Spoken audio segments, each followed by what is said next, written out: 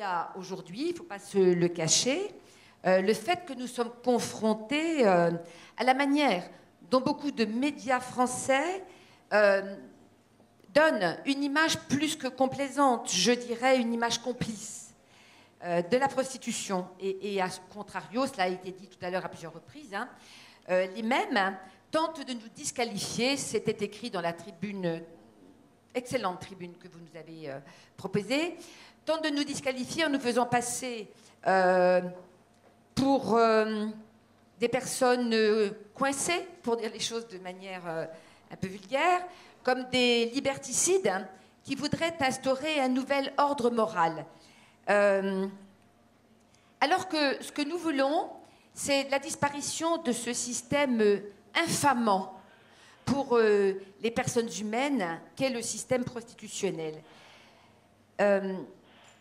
Ces mêmes qui nous traitent de liberticides et qui, eux, sont des alliés utiles des réseaux de prostitution et de traite. Et il faut avoir bien conscience de cela.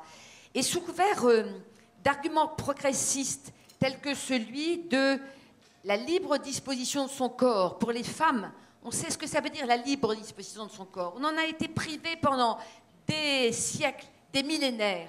Et nous avons maintenant cette libre disponibilité de notre corps et on le présente comme le droit de se prostituer. Puisqu'on peut disposer de son corps, on peut se prostituer.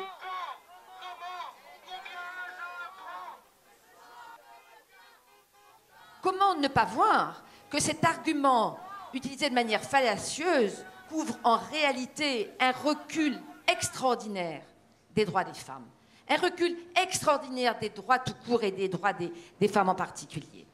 Et c'est au nom de la liberté sexuelle qu'effectivement un certain nombre aujourd'hui s'expriment, y compris de personnalités dont je regrette qu'elles le fassent de la même manière, alors que ces personnes ne font rien d'autre que de faire l'apologie de l'exploitation sexuelle.